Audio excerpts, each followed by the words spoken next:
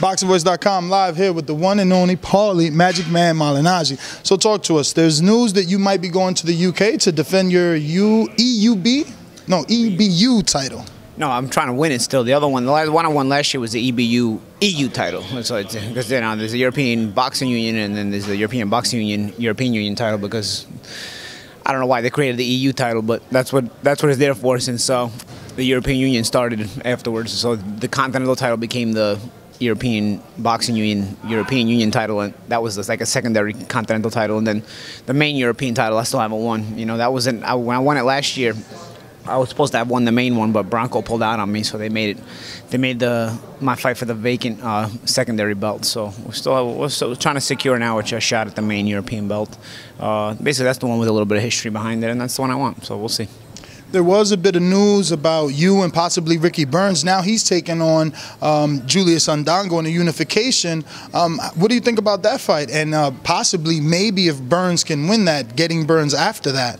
Is that still on the table for you? I don't know too much about Ndongo. You know, I'm sure it'll be a good fight. I'm sure it'll sell well. The UK always sells well. Burns always sells well in Scotland, so I'm sure it'll be exciting for the fans over there to get a chance to see a unification and try to get a chance to see one of their own have an opportunity to unify the belts. Ndongo's kind of a wild card. You know, you don't even really know a lot about him. I really don't know if I can make that weight. Maybe it was a blessing in disguise. You know, maybe it was a blessing in disguise because you know, I would have started training camp for the first time in my life, not knowing if I would have made weight. So we'll see. Well, I can't let you go without asking you about two big fights that just got announced. First, Canelo Alvarez is taking on Julio Cesar Chavez Jr. at a catch weight of 164.5 pounds. What do you think about that fight? How big is that? Give me your prediction on pay-per-view buys. I think it'll get a lot of buys. I think it'll. I mean, I don't know by what standard you call a lot, but I think it'll get at least about 400,000 buys. You know, I think that'll be like the bar I would set it at. You know, I think a lot of the Mexicans and Latino fans, all of them will probably buy it. I really don't think anybody else is going to be interested in the fight. I mean, I'll watch the fight because I'm into boxing, but it's not really a fight that like I mark on my calendar and say, oh man, now I want to watch this fight. You know, but it's a fight that sells. It's a fight that's going to get everybody paid, and those are the kind of fights you make. So you know, it's a business fight. That's the way I look at it.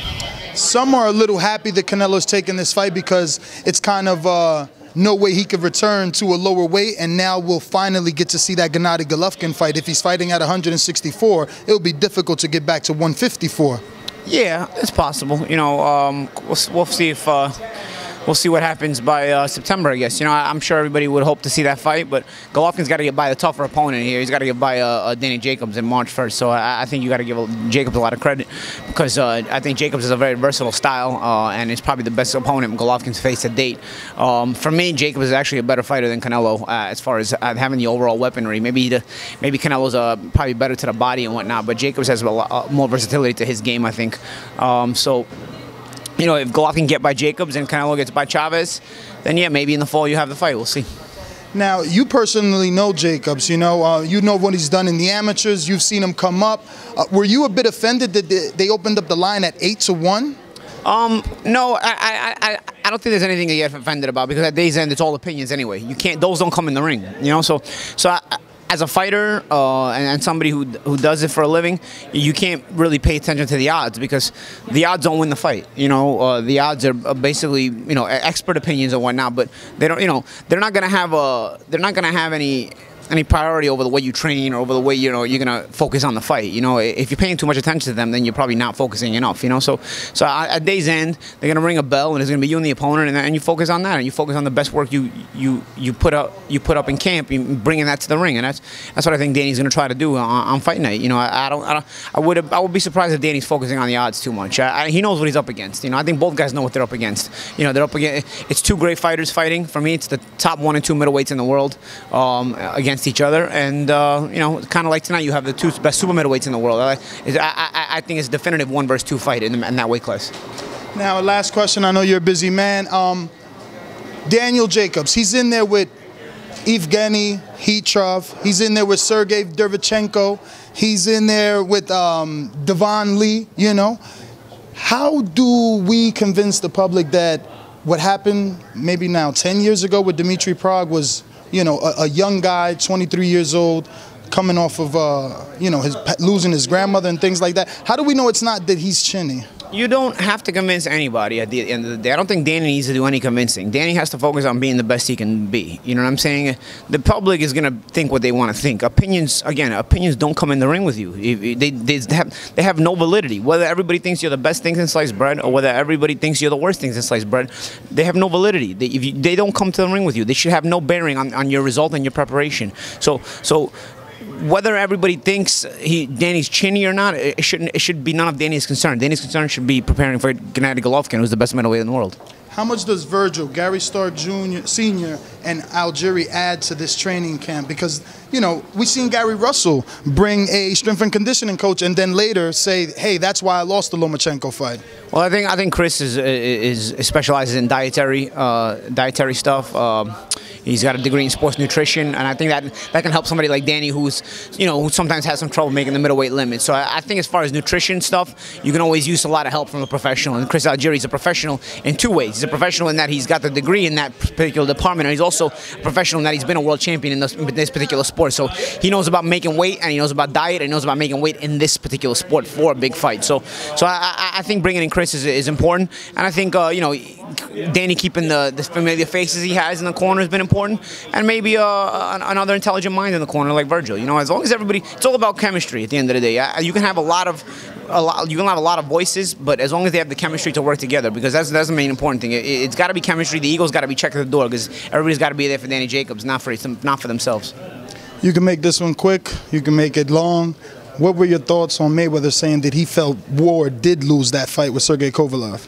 I just think that everybody has an opinion on that fight. You know, it's a kind of fight where I don't fault you if you think one way or you think the other way. You know, I personally thought Andre Ward won the fight, but you know, if you think Sergey Kovalev won the fight, I can see reasons why you would think that. You know, but it's the kind of fight that you hope you get a rematch, because you know there's a lot of unanswered questions about the fight. You want to see a more definitive winner, if that's even possible. You might have another close, controversial fight the second time. Who knows? But you know. The fact that people are talking about it, I think, will get more buys, because this was a fight between two terrific boxing stars, but I think the crossover public needed to be more into this fight. And I think because of the controversy, in a weird way, there's a silver lining to the controversy. This fight's being talked about so much that I think the rematch can get a lot of buys. What about Ward's response to Floyd Mayweather? Did you catch that? How he felt that, you know, Floyd should be more of a face of boxing and build up the sport instead of tearing down a young guy like Andre Ward? That's just Andre. He's just a classy guy. You know, I think Andre always tries to focus on the positive. He's never been the guy to kind of reach for controversy. I think if Andre Ward was in the UK, he'd be like an Anthony Joshua. You know what I'm saying? Like he never has the wrong thing to say. He goes about his work diligently. He does it as a professional. He lives as a professional. Lives his life as a professional. He's basically a model citizen who's overcome a lot in his life. So I think it was classy in the way he handled it. You know, I'm sure he was probably a little bit offended by it, but I thought he handled it in a classy way. You know, everybody's gonna have an opinion on certain situations, and Mayweather's a human like the rest of us. He's gonna have opinions as well. I'm going to get a little TMZ, but they're saying it's because of the James Prince and Shakur Stevenson signing, the way that Mayweather wanted to sign Shakur Stevenson, and then Andre Ward kind of influenced Shakur to sign with James Prince. That is kind of TMZ, isn't it? I don't know. I don't buy into that, man. We've seen stranger things happen with Berto and Mayweather and conversations. All of a sudden, we had a pay-per-view. You just never know. Yeah, of course. But I don't know. I think that's more childish stuff. I don't believe professionals of this level will be that childish. I just don't think so. Well, Paulie, we love you. You said you'd be on the podcast this week. We're going to be looking forward to you. ThaBoxingvoice.com. Thank you so much. Appreciate you, man. Thank you. Thank you, Pete.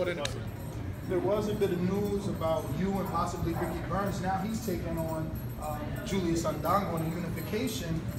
What do you think about that fight? And possibly, maybe if Burns can win that, getting Burns after that, is that still on the table for you?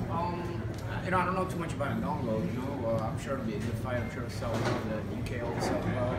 Burns always sells well in Scotland, so I'm sure it'll be exciting for the fans over there to get a chance to see unification and try to get a chance to see one of their own have an opportunity to unify the belts. Ndongo's kind of a wild card. You know, I don't really know a lot about him. I really don't know if I can make that weight. Maybe it was a blessing in disguise. Maybe it was a blessing in disguise because you know, I would have been able to start training camp for the first time in my life not knowing if I would have made it. So we'll see.